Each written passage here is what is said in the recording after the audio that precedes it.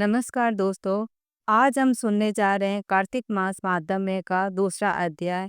ये कथा हमें बताती है कि कार्तिक मास में किए गए व्रत, स्नान, दान और भक्ति से कैसे जीव को मोक्ष की प्राप्ति होती है।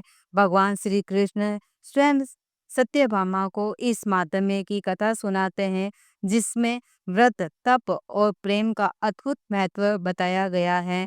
तो आइए श्रद्धा और भक्ति के साथ सुनते हैं कार्तिक मास महात्म्य द्वितीय अध्याय। कार्तिक मास व्रत कथा के दूसरे अध्याय में भगवान ऋषि सुत जी नारद जी को आगे बताते हैं कि भगवान कृष्ण ने बताया कि जब गुणवती के पति को राक्षस द्वारा मार दिया गया तो वह बहुत दुखी हुई। श्री कृष्णचंद्र जी ने कहा, हे देवी गुणवती, अपने पिता और स्वामी को राक्षस द्वारा मारे जाने का संवाद सुनकर पिता और पति के क्लेश से दुखित होकर करुण विलाप करने लगी। हाय नाथ, हाय पिता, हमको त्याग कर तुम कहाँ चले गए? मैं अकेली कन्या हूँ, आप लोगों के बिना असहायिनी मैं अब क्या करूँ? अब मेरे भोजन और वस्त्राविदों की व्यवस्था कौन करेगा? घर में स्नेहपूर्वक पालन पोषण कौन करेगा? मैं कुछ भी नहीं कर सकती। मुझ विधवा की रक्षा कौन करेगा? मैं मूर्खा कहाँ जाऊंगी? कौन मेरे दुख को दूर करेगा? कहाँ रहूं? क्या करूं? हाय देव, मुझ पर ऐसा कोप हुआ, अब कैसे जीऊं? मैं बड़ी ही पापिनी हूँ। श्री कृष्णचंद्र जी ने कहा कि इस तरह रोती हुई वह मर्गी हर तरह व्याकुल होकर अपने को भाग्यहीना, असुखी, आशाहीन, जीवनहीन कहती हुई बोली कि अब मैं किसकी शरण में जाऊं जो मेरे दुख को हरे। तत्पश्चात वायु से आहत केले के वृक्ष की तरह वह पृथ्वी पर गिर पड़ी।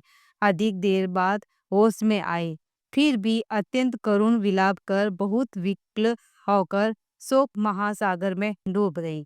अपने घर की सारे वस्तुएं बेचकर सावधानी के साथ उसने अपने पिता और पति की यथाशक्ति श्रद्धा वित्त क्रिया की। उसके पश्चात उसी पुरी में निवास करती हुई वह विष्णु भगवान की भक्ति में तत्पर होकर शुद्ध तथा शांत स्वभाव से अपनी इंद्रियों को अपने वश में करके वही रहने लगी। उसने जन्म से लेकर मरण तक एकादशी का व्रत तथा कार्तिक मास का विधिवंत सेवन किया। हे प्रिय, ये दोनों एकादशी और कार्तिक व्रत हमें बड़े ही प्रिय है।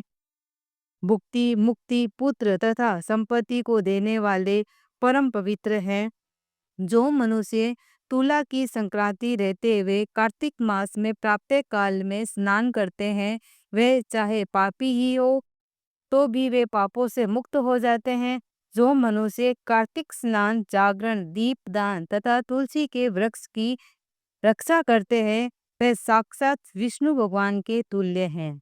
जो भक्त कार्तिक मास में विष्णु भगवान के मंदिर की स्वच्छता तथा विष्णु भगवान का चिंतन करते हैं, वे प्राणी तो जीवन मुक्त हैं। इस प्रकार जो जन कार्तिक मास में 3 दिन तक श्री विष्णु के मंदिर की स्वच्छता अथवा उनका पूजन करते हैं, देवतागण भी उनकी वंदना करते हैं। जिन्होंने जन्म भर इस नियम का पालन किया है, उनका तो कहना ही क्या है। इसी प्रकार वे विधवा चित ददचित होकर प्रति वर्ष कार्तिक मास का व्रत और भगवान विष्णु की पूजा भक्ति पूर्वक करती थी। हे प्रिय, इस बार वह रोग के कारण दुबली हो गई थी तथा ज्वर से पीड़ित होने पर धीरे धीरे किसी प्रकार गंगा स्नान करने को गई। वह जल में स्नान करने के निमित्त उतरी और जाड़े में कांपने लगी और विकल हो गई।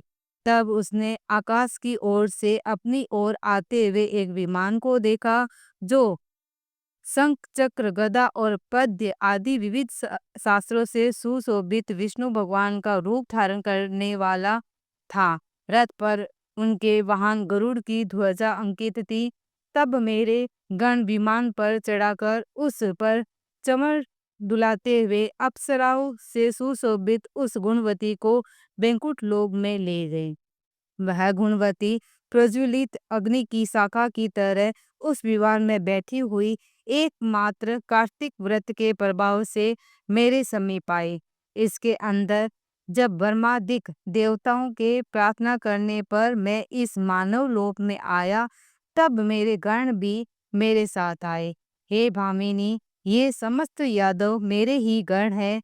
देव शर्मा नामक विप्र जो पूर्व जन्म में तुम्हारा पिता था, वही इस जन्म में सत्राजित होकर यहाँ है। जो पूर्व जन्म में तुम्हारे पति चंद्र शर्मा थे, वही अक्रूर हुए। और हे भामिनी, तू ही वह गुणवती है। कार्तिक व्रत के पुण्य से ही तू मुझे अति प्यारी है। हे सुबे, पूर्व जन्म में मेरे मंदिर के द्वार पर तुमने तुलसी का बगीचा लगाया था। उसी पुण्य के प्रभाव से तुम्हारे घर में ये कल्प वृक्ष सुशोभित हो रहा है। पूर्व जन्म में जो तुमने कार्तिक मास में दीप दान किया था, इसी कारण तुम्हारे शरीर में शोभा और तुम्हारे घर में साक्षात अचल लक्ष्मी निवास करती है।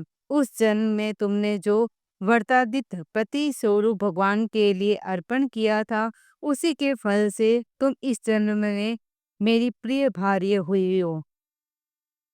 पूर्व जन्म में आजीवन तुमने नियम सहित कार्तिक मास का व्रत किया था, उसी से कभी भी हमारा और तुम्हारा वियोग नहीं हो सकेगा। इसी प्रकार जो प्राणी कार्तिक का व्रत करेंगे, वे सब भी मेरे ही समीप रहेंगे और तुम्हारे ही समान प्रिय होंगे। यज्ञ, दान, व्रत तथा तपस्या करने वाले मनुष्य को जो फल प्राप्त होता है, वह कार्तिक व्रत के पुण्य फल का 16वां भाग भी नहीं होता। श्री सुत जी बोले, इस प्रकार सत्यभामा श्री कृष्ण भगवान से अपने पूर्व जन्म संबंधी पुण्य के प्रभाव का वृत्तांत सुनकर प्रसन्न हुए तथा सारे संसार में आदि कारण भगवान श्री कृष्णचंद्र जी को प्रणाम करके बोली। मित्रों, ये थी कार्तिक मास माहात्म्य के दूसरे अध्याय की पवित्र कथा। इस कथा से हमें सीख मिलती है कि जो व्यक्ति कार्तिक मास में भगवान विष्णु की आराधना, दीपदान और तुलसी सेवा करता है, उसे अनंत पुण्य की प्राप्ति होती है और जन्म मरण के बंधन से मुक्ति मिलती है। यदि आपको ये कथा अच्छी लगी हो तो कृपया लाइक करें, शेयर करें और चैनल को सब्सक्राइब करें, ताकि ऐसे ही दिव्य धर्म कथाएं आप तक लगातार पहुंचती रहे। जय श्री कृष्ण।